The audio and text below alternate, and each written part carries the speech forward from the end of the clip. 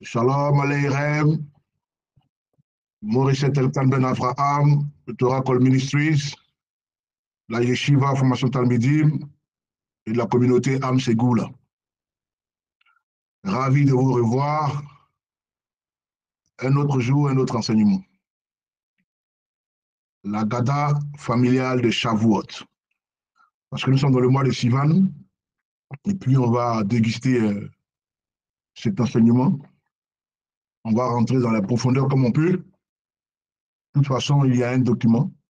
Il y a un document qui sera là. Et donc, chacun aura le temps de déguster le document à sa manière. C'est pourquoi 72 heures avant, je donne cet enseignement. Comme ça, les frères et sœurs auront le temps d'aller faire leur marché, ce qui manque, parce qu'ils auront le document avec eux. C'est justement le but pour lequel nous avons ouvert cette école, parce que le rituel, les contours de la fête de Shavuot, on ne peut pas les trouver sur le net. Non, ce pas des choses qui existent sur le net. C'est-à-dire le guide, comme je dis, l'agada familiale. Je dis familial, mais on peut dire l'agada communautaire. Voilà. Le guide, là, ce n'est pas sur les réseaux sociaux. Ce n'est pas sur Google, non. Il faut appartenir à une communauté. Il faut te procurer des livres. Je veux dire, il faut déjà appartenir à une communauté. Tu te procures des livres. Mais non seulement ça, on te l'enseigne aussi, quoi. On t'enseigne ça, et c'est ce que je vais faire, parce qu'on peut avoir le document, mais on ne sait pas ce que ça signifie, en fait. Vous voyez? Donc, j'ai pris mon temps pour les reliefs des versets bibliques. Comme ça, vous avez les versets, quoi. Que ce soit du Tanakh ou de la Brit Hadash. Vous allez demander aux anciens, ce sont des documents qu'ils auront. Et donc, pour ceux qui vont continuer de célébrer, ils vont se référer aux documents que vous aussi, vous aurez à votre tour. Et je précise que vous êtes tous des anciens, enfin des nouveaux, même s'il y a 2 ou 3 anciens parmi vous, mais vous êtes quand même des nouveaux, comparativement à ceux qui étaient avec moi au préalable, qui ont fait peut-être 3, 4, 5 ans. Et donc, je le dis comme ça parce que faut pas mettre ça à la poubelle. Hein? Tu mets ça à la poubelle, mais tu te fous le doigt dans l'œil. Donc, c'est un truc qui est perpétuel, en fait, jusqu'à ta mort, quoi. Tu l'as, et puis, ce que tu fais ta communauté à la maison, mais tu te réfères sur ces documents-là, quoi. Donc, comme je dis, c'est pour ça qu'on a ouvert l'école. C'est pour divulguer ces enseignements-là. Voilà. C'est pour divulguer ces enseignements-là, et puis, pour permettre aux frères et sœurs d'avoir la pensée hébraïque, parce que c'est ça qui développe la pensée hébraïque. Et donc, bienvenue. Hein, vous êtes avec Moré, c'est Elkan Ben Avraham, la Gada familiale, comme votre écran l'indique. On a vu la Gada de Pessah. Et cette fois-ci, c'est la Gada de Shavuot. Hein, la Gada familiale ou la Gada communautaire. Et je fais cette précision-là pour que vous sachiez que c'est toujours les mêmes choses. Okay? Il n'y a pas de différence. Agada veut dire ordre ou ordonner ou planifier, préparer. Hein? Ça va dans le sens de l'organisation. Elohim est organisé. Vous allez voir que les Shavuot, par exemple, est appelée, la fête de Shavuot, hein, elle est appelée Pentecôte, pour ceux qui sont sous un ordre romain. Hein, les chrétiens disent souvent Pentecôte, Pentecôte. Hein. Et puis, c'est le même nombre de semaines, hein, puisque c'est 50 jours après, je ne vais pas dire 49 jours après la Pâque, qu'ils célèbrent la Pentecôte. Hein. Cependant, ils sont sous un ordre romain. Mais comment ils célèbrent la Pentecôte? Comment ils font ça? Comment ils célèbrent ça? Vous voyez? Parce qu'on est imitateur de Yeshua. Et donc, on marche comme Yeshua a marché. Vous voyez ce que je veux dire? Mais, bon, Yeshua, il est de culture et de tradition juive. Vous voyez? Ce n'est pas, ce n'est pas, ce n'est pas un Romain, quoi, je veux dire. Ce n'est pas un Romain. Ce n'est pas un Romain, Yeshua. Et donc, si on le suit, on doit faire comme sa tradition hein, le recommande parce que c'est ce qu'il a fait. Il a célébré Shavuot. D'ailleurs, quand il dit à ses disciples, après sa résurrection, il dit qu'on prend un rendez-vous. Il dit, prenons un rendez-vous. Ce jour-là, on va se rencontrer. Hein, et l'Esprit survenant sur vous, hein, vous serez mes témoins. D'abord à Jérusalem, où il y a le temple, en Judée, où il y a votre habitation, en Samarie, où il y a Éphraïm, et jusqu'aux extrémités de la terre, où Éphraïm est en train de partir pour se prostituer. Donc c'était des côtes. Mais quand il le dit, c'est l'Esprit qui vous fera faire ça. Donc c'était lors de la fête de Shavuot, que certains appellent Pentecôte toujours. Vous voyez? Donc Shavuot est l'anniversaire. Shavuot est l'anniversaire de la réception des deux tablettes, okay, qu'on appelle Torah écrite par Moshe au mont Sinaï, okay, de la part d'Adonai, c'était environ entre 1250 et 1500 avant Yeshua HaMashiach. Les scientifiques vous diront avant, ils vous diront avant Jésus-Christ. Voilà un peu ce que je voulais dire parce que c'est important de savoir ces facteurs-là. Très, très, très, très important de savoir ces facteurs. Donc, de 12 500 à 15, de 1250, comme on dit en anglais, hein, 1250 ou 1250, et puis 1550. Donc, c'est dans ce laps de temps hein, que Moïse descend du mont Sinaï. Donc, je reprends, entre 1250 et 1500, que Moïse descend du mont Sinaï avec les deux tablettes où étaient écrites les, les, les commandements. OK? Donc, vous voyez votre écran, vous voyez les deux tablettes et les 10 commandements. Moi aussi, je l'ai ici. Hein? Mes enfants l'ont confectionné, ça fait maintenant des années. Je l'ai toujours gardé avec moi. C'est un petit carton vite fait. Ça apprend les enfants à vraiment s'intéresser à la chose divine. Hein? Pour ceux qui ont des enfants, je vous encourage à le faire lorsque vous aurez votre document, parce qu'on parle des enfants là-dedans. Vous avez vu même à la Pâque, on a fait mention des enfants. Hein? Et Shavuot, on fera mention aussi des enfants. Mais il faut impliquer les enfants parce que c'est là que Elohim va nous juger. Il va nous juger, les parents seront jugés sur le fait qu'ils aient passé le message à leur progéniture. Et n'oubliez jamais cela. Hein? Pourquoi on dit l'agada familiale, c'est papa, maman et les enfants. Donc voilà, ils ont fait un truc, elle a dit commandement, bon, en anglais, quoi. C'est pour ça, là, que le monde est divisé aujourd'hui. C'est pour ça, là, lorsque ces 10 paroles étaient orales, Elohim donna ça au premier couple, Adam et Ève, et puis ils ont désobéi.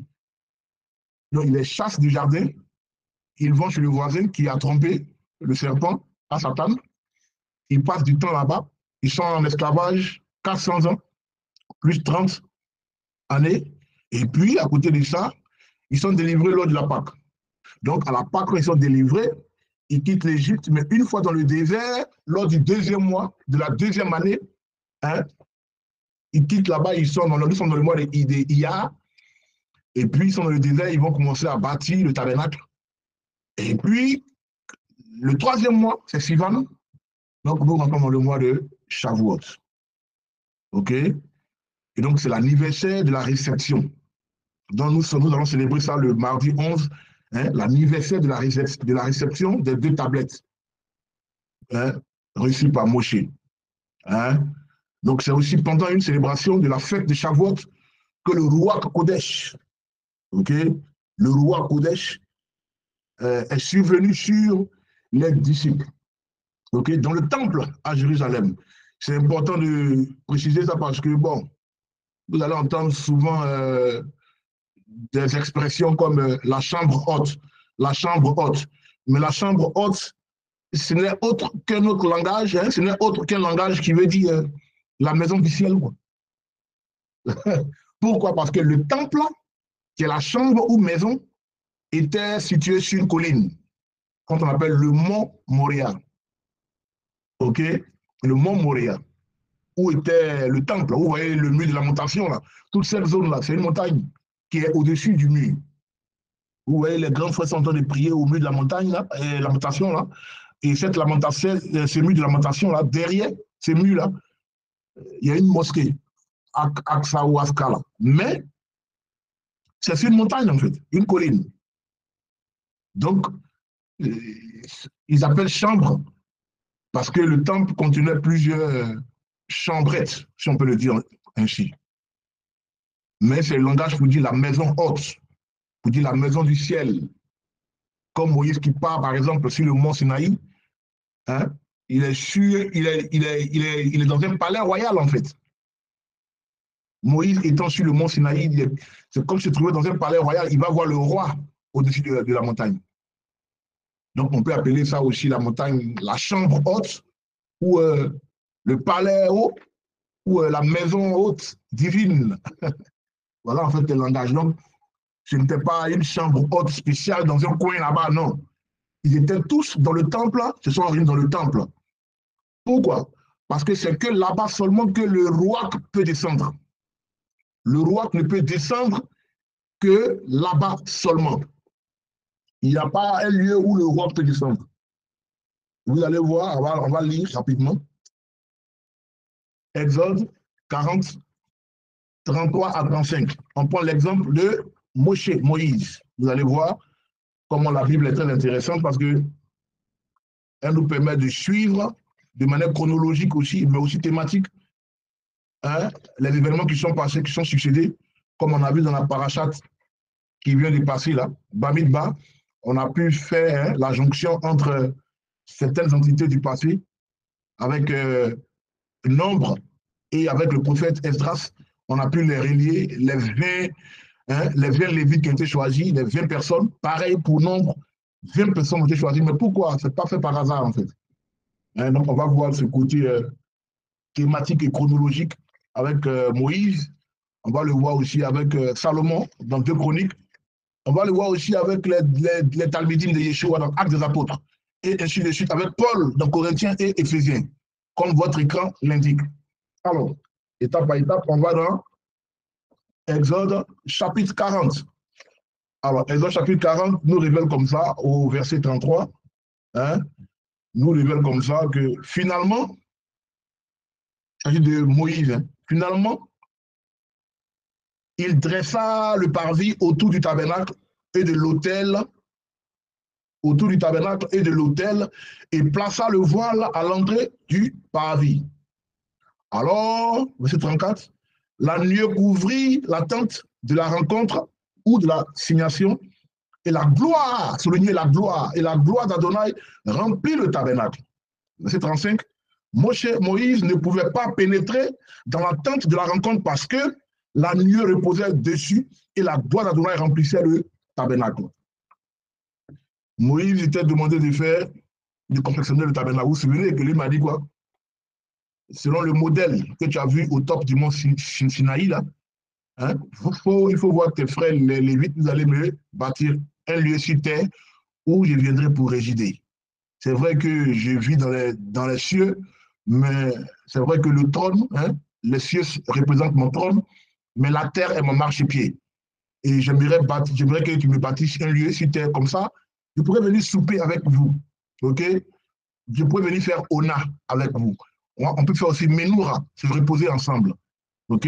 Célébrer ensemble. Donc, Moïse obéit, il bâtit le tabernacle, le Mishkan pour Elohim. Et c'est le dernier jour, vous voyez l'expression finalement, quand on dit finalement, donc c'est le dernier jour qu'Elohim vient, et puis il vient dans le coin. Mais comment il vient? Il vient par sa gloire. Vous voyez les thèmes sur votre écran, Sherina, Kavod et Ruach. Ce sont les mots qui vont ensemble, qui sont à cheval. Des mots qui sont indissociablement liés. La Sherina parle de la présence d'Elohim. Or, Elohim, quand il est présent, c'est une présence glorieuse. Qu'elle soit pour faire du mal ou qu'elle soit pour faire du bien, mais elle est toujours glorieuse. On a vu avec Pharaon en Égypte comment il était présent. Hein? Et on a vu la gloire qui a éclaté. Mais comment? En frappant Pharaon de 10 plaies. Et c'est son esprit qui se manifeste, hein, par le bâton de Moïse. Hein? On voyait tout ça. Donc, roi, l'esprit, Kavod, la gloire, et puis Sherina, la présence d'Elohim. Donc, la gloire apparaît là quand Moïse, finalement, on dit quoi? Il finit le contour et la gloire accompagnée d'une nuée. Amen. Donc, il finit le tabernacle et on voit la présence d'Élohim sur laquelle descend dans ces lieux-là, cette présence. On a aussi deux chroniques. On a deux chroniques. Salomon vit le même scénario.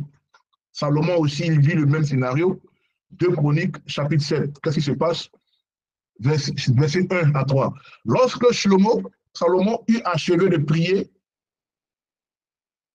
le feu descendit des cieux et consuma l'holocauste.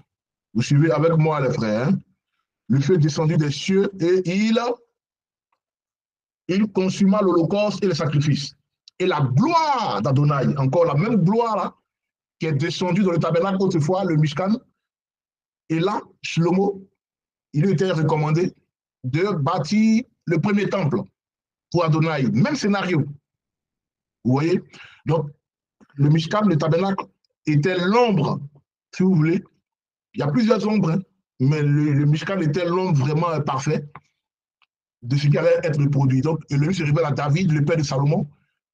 Il dit, tu vas me faire, tu vas me confectionner un temple où je vais résider, mais ça ne sera pas toi, David, parce que tes mains sont remplies de sang. Tu vas donner ça à ton fils, hein, ton héritier, Salomon, Shlomo, tu vas me bâtir ce temple. Donc, Shlomo, il adhère à la vision, il est d'accord, il n'y a pas de souci. Et donc, le jour aussi qu'il finit, donc écoutez, lorsqu'il eut achevé de prier, puisque quand il finit, il doit faire la prière.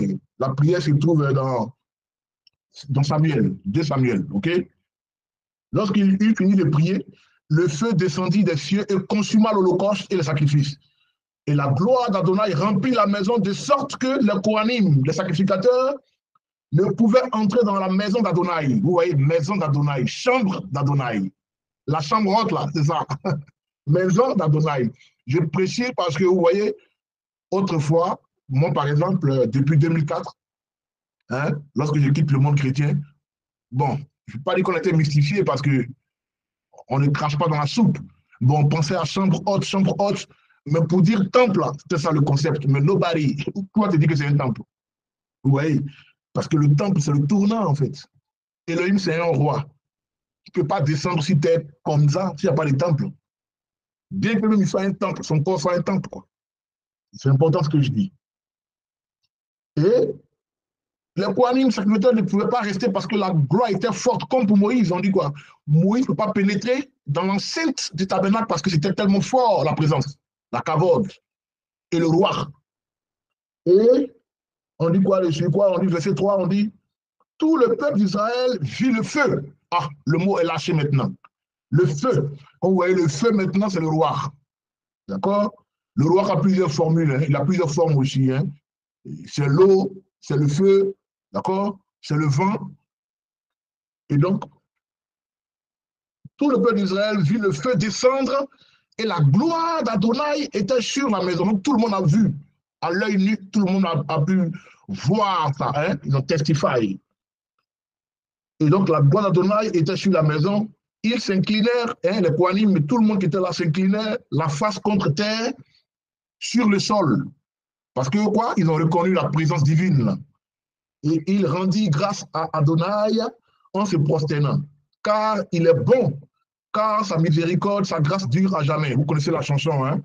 La chanson, vous trouvez la chanson là, vous la trouvez dans le livre de Samuel. Oh, doule Adonai ki tov, ki leolam chasto.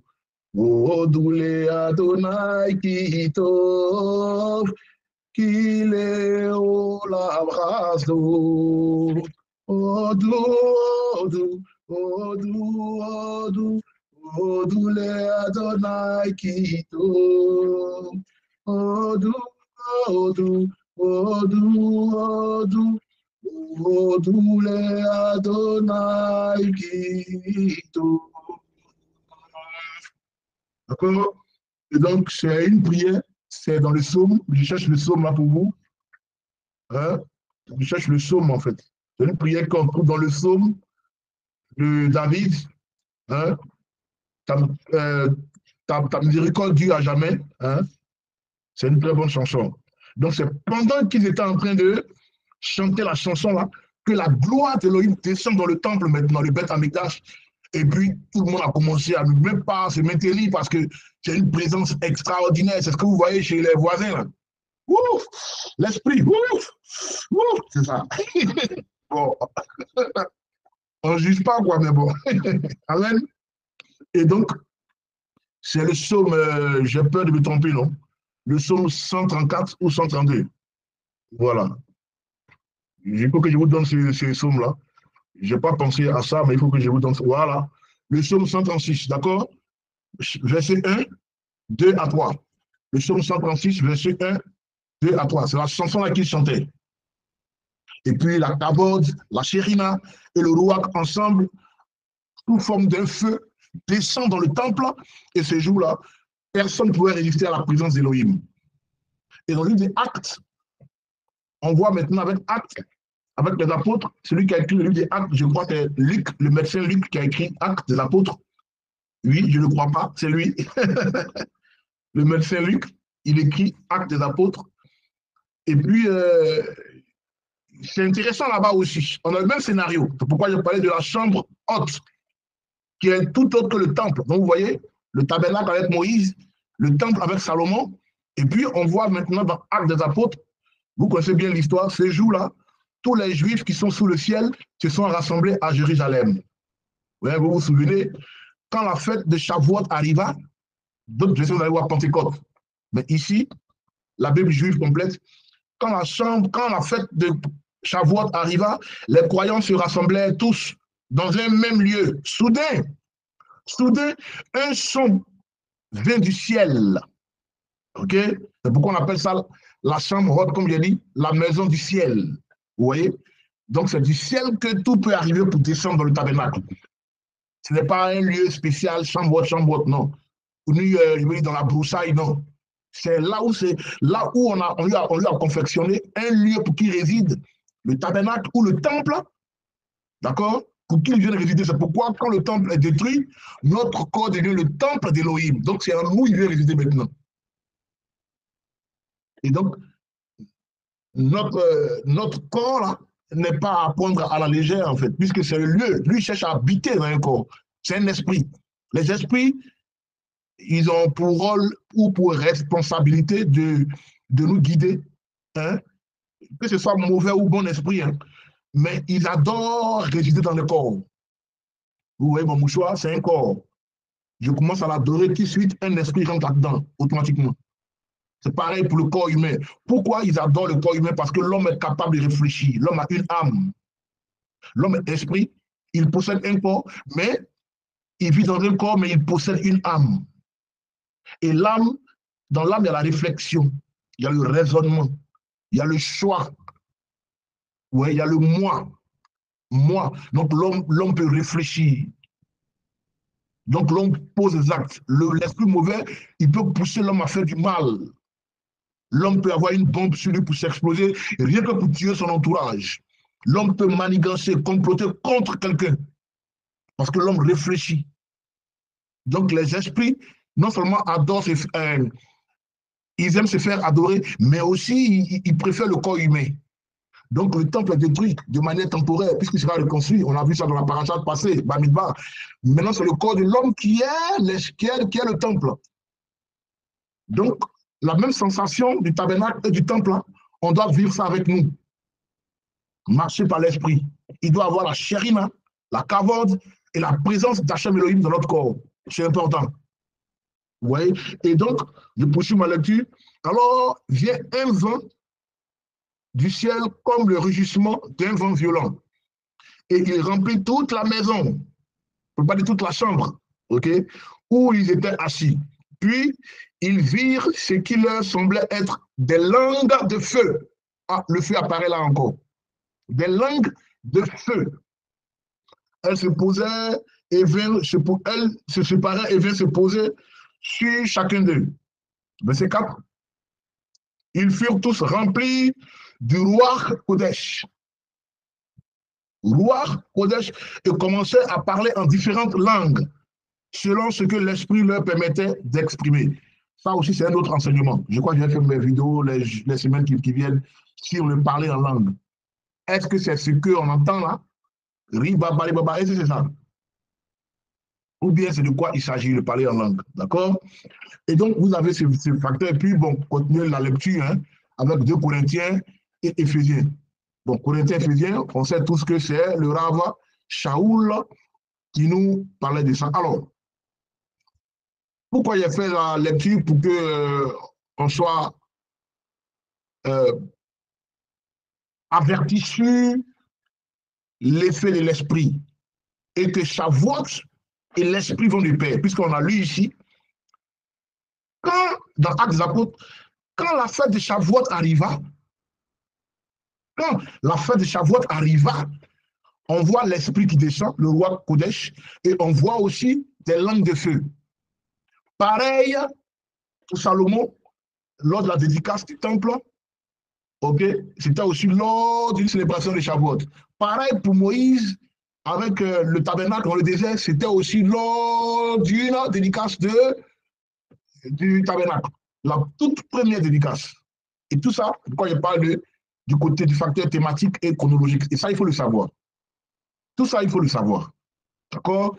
Alors, là où est-ce que nous voulons aller maintenant, c'est qu'il faut qu'on découvre le contexte de Shavuot. Shavuot, dans son contexte original, ou même originel aussi, hein, dans les deux tendances. Ça marche. Et donc, le verset nous dit quoi dans Lévitique 23, 15, 16?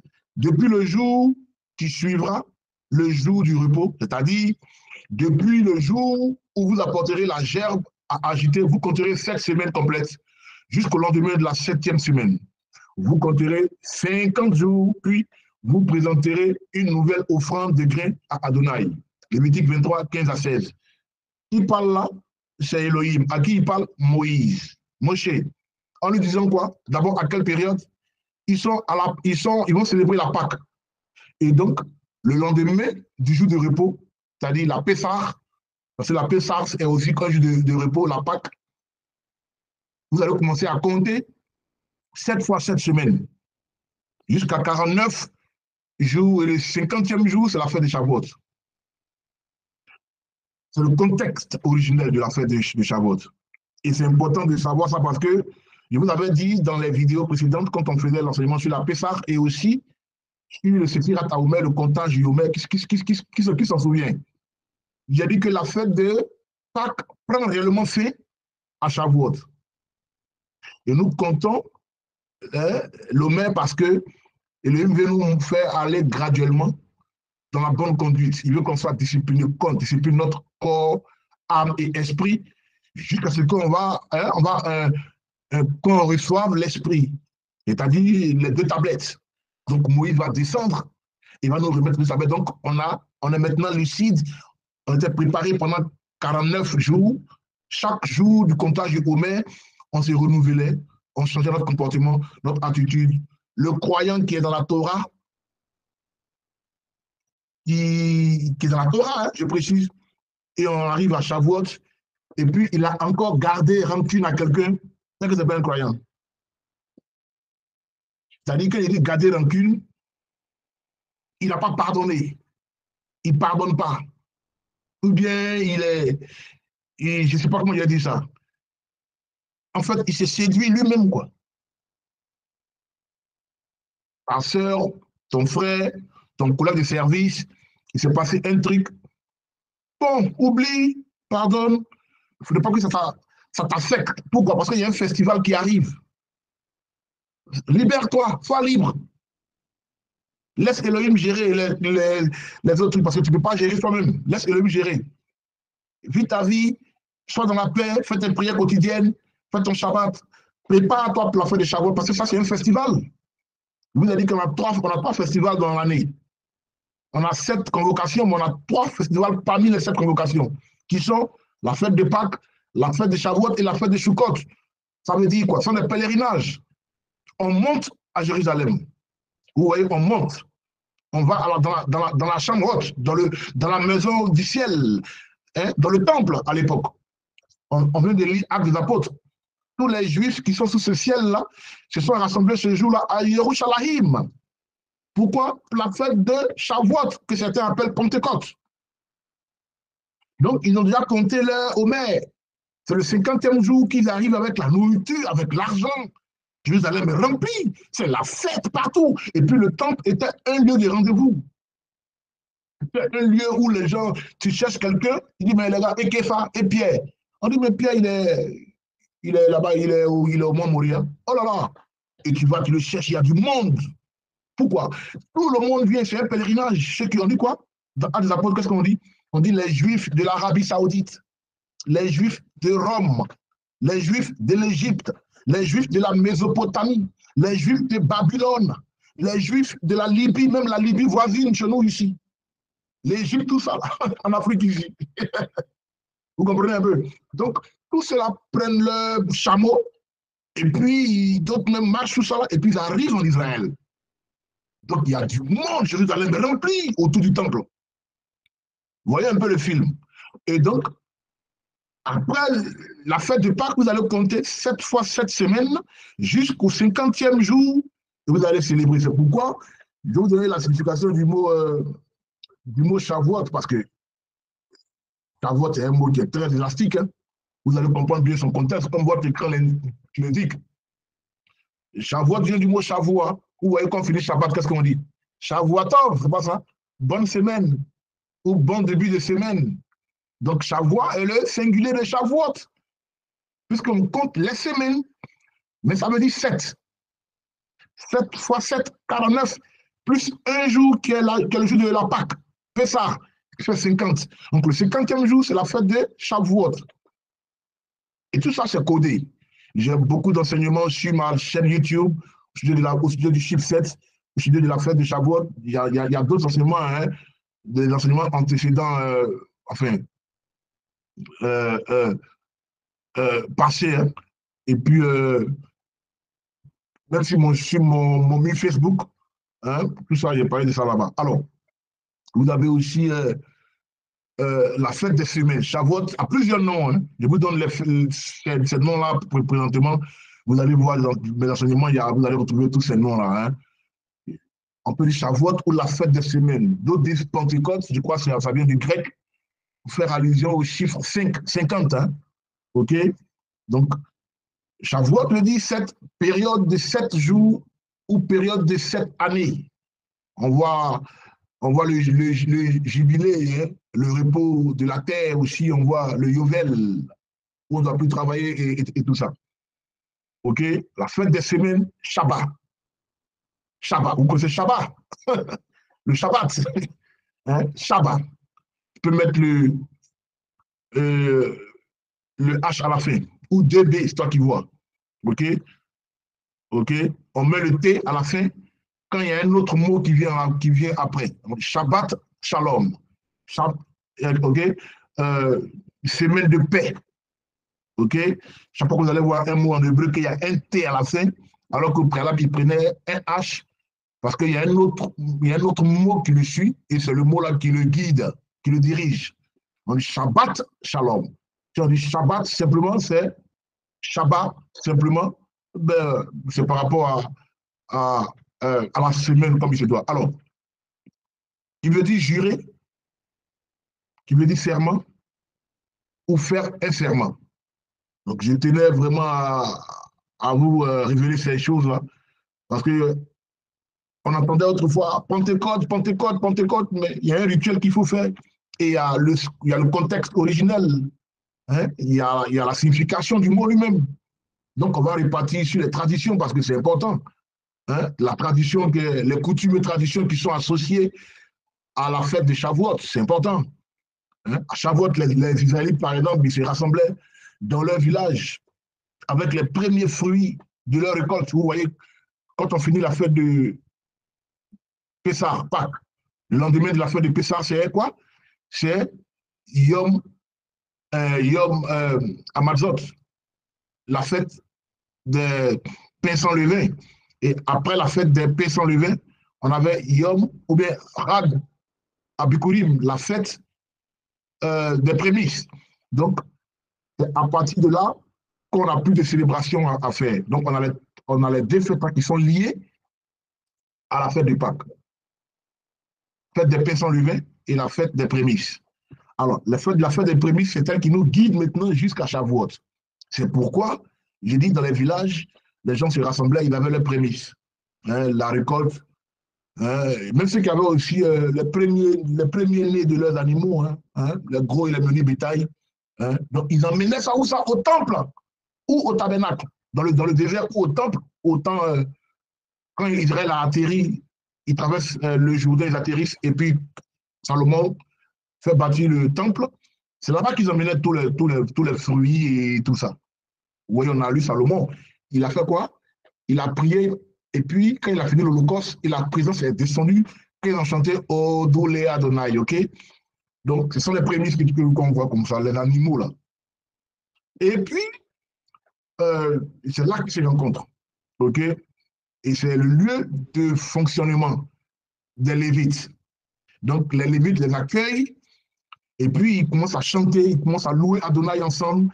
C'est une atmosphère de joie, quoi. Vous voyez? Et donc, la lecture, c'est pourquoi la lecture qu'on fait lors de la fête de Shavuot, la lecture de la Bible pour la fête de Shavuot, c'est le livre de Ruth. Ruth que nous lisons, et ces événements-là, qui se produisent en Ruth, dans le livre de Ruth, ont lieu lors de la moisson. C'est pourquoi on lit son livre. C'est très révélateur. Comme par exemple, votre écran l'indique. Alors, elle resta près des jeunes de Boaz pour glaner jusqu'à la fin de la moisson d'orge et de blé. OK? Et puis aussi, on lit Ruth parce qu'on voit comment elle s'est convertie. C'est la période de conversion. Quand je dis période de conversion, l'une des plus grandes conversions, parce qu'on a vu plusieurs, dans Genèse, dans Exode, dans Lévitique, on a vu plusieurs conversions, des personnes qui viennent d'autres contrées. On a même l'une des plus grandes aussi, on a Jéthro. OK? Jéthro qui est. Oh là là, Jéthro, il vient d'où là? Le beau-père de Moïse. OK? Mais il se convertit. Il se convertit quand il parle les langages de conversion. OK? Il accepte ce que son beau-fils lui dit, Moïse, et puis il rentra dans le groupe, il adopte la mentalité israélite. Bien vrai qu'il se retourne après, il ne rentre pas dans le groupe, mais il rentre dans le groupe de manière spirituelle. Et puis c'est lui aussi qui dit à Moïse comment bâtir un Sanhédrin, puisque ça c'est la source. Ce qu'il dit à Moïse, comment ordonner, il faut mettre des leaders de chaque tribu là, comme ça toi tu auras plus de temps à te reposer. C'est de là que vient le concept, si vous voulez, le contexte aussi du Sanhédrin. Et c'est Jéthro. C'est pourquoi Jéthro, il a son nom qui figure parmi les 54 parachutes. Chaque année, quand nous méditons sur les parachutes, il y a le nom Jéthro. Jéthro est l'un des premiers convertis de la Bible. Il vient d'une autre tribu, d'un autre peuple, qui a des traditions différentes de celles des Israélites, et il se convertit. Mais pour lui aussi, est extraordinaire. Et pourquoi ça correspond à Shavuot? Vous voyez, on a fait des discussions depuis des années, mais on a arrêté maintenant. Des débats sur les réseaux sociaux, tout ça à l'époque, plus de 8 ans de discussions, des débats, on discutait avec les gens, mais on a arrêté maintenant, d'accord? Et pourquoi j'ai dit ça? Parce que Elohim nous a fait comprendre le facteur de Shavuot avec Ruth. L'amour, l'engagement et la loyauté, c'est ce qui fait de toi un juif. Je reprends. J'ai dit que c'est la période de conversion. Conversion en quoi? Dans le judaïsme. Tu te convertis dans le judaïsme. OK? L'amour, l'engagement et la loyauté. Parce que Ruth, si vous voulez, est l'arrière-grand-mère du plus grand roi des hommes, Yeshua Mashiach. Le plus grand roi humain qu'Israël n'ait jamais eu. Le roi David. Et David, on sait qui est sa descendance, Yeshua Hamashiach. D'accord? L'amour, l'engagement et la loyauté de notre sœur Ruth, ou notre matriarche, on peut le dire comme ça, envers le peuple juif, sont symboliques de l'amour, l'engagement et la loyauté d'Israël envers la Torah qui a été donnée à Shavuot. Vous comprenez? Donc je reprends. L'amour, l'engagement et la loyauté de la sœur Ruth, la sœur Ruth, notre maman, mais qui est notre sœur, puisqu'on va la voir devant, après la mort, on va la voir. On va la retrouver. Tous ceux qui ont marché, qui ont compté, les homères, qui marchent dans l'amour du prochain, qui marchent dans l'amour de la Torah, ok? Qui sont loyaux envers la Torah, qui sont engagés, eux là, ils vont voir Ruth. Donc je reprends, l'amour, l'engagement et la loyauté de Ruth envers le peuple juif représente le symbole de l'amour, l'engagement et la loyauté d'Israël envers la Torah qui a été donnée à Shavuot. Ça veut dire quoi? Tout le monde en réalité est converti. Personne, c'est pourquoi vous allez voir les photos, quand je mets les photos ou bien des trucs sur les réseaux sociaux, ou bien même sur le slogan de notre école, de la Yeshiva, formation talmudique, ce slogan-là fait allusion à quoi? Il fait allusion à, quand je dis avec ce paramètre qui est que personne ne naît juif, on le devient. On ne naît pas juif, on le devient. C'est à cause de ça. Ruth est engagée, elle est loyale, ça prouve que tu as l'amour pour Hachem Elohim. Oh, Hachem, c'est lui qui est la Torah. C'est pourquoi on lit non seulement son facteur où il y a le côté de la moisson, mais en même temps, Ruth elle-même, elle a démontré à l'univers que le Dieu des Israélites, c'est son Dieu. Si ça chauffe sur eux, ça chauffe sur elle. Aujourd'hui, on a des croyants, point, rien, ouf, allez, ils vont. Ils forment un complot, et puis ils vont t'attaquer maintenant. Ils ne savent même pas d'où tu viens. Ils ne savent même pas qui tu es. Ils ne savent même pas ta relation avec Elohim. Mais ils n'ont aucune notion de ça. Ils se font du mal eux-mêmes. Il faut être engagé pour l'œuvre. Il faut savoir souffrir pour l'œuvre. Les gens n'ont pas encore souffert jusqu'au sang. Il faut être loyal. Point rien. Vous voyez? Et donc, on ne naît pas juif, on devient. Parce que quand on est juif, là, c'est comme c'est une qualification d'office, ça ne vaut rien. Oh, il faut devenir, on devient. Comment? Par loyauté, par engagement et par amour. Quelqu'un t'a donné le document de Shavuot, là. Dans 3 jours, tu vas célébrer Shavuot. Tu manges le fruit et puis tu maudis l'arbre. Ça va te suivre toute ta vie. Nous, on connaît le secret, mais nous, on ne parle pas. Ce sont des choses qu'on appelle les tampons. Ce sont les tatouages de l'âme. Tu ne peux plus oublier quand tu vas mourir. C'est la Torah, c'est ouvert les. Donc, tu es obligé d'aimer ces personnes-là qui t'ont ouvert les yeux. Sans parole, quoi. Sinon, tu es en train de passer à la perte, tu vas souffrir, en fait.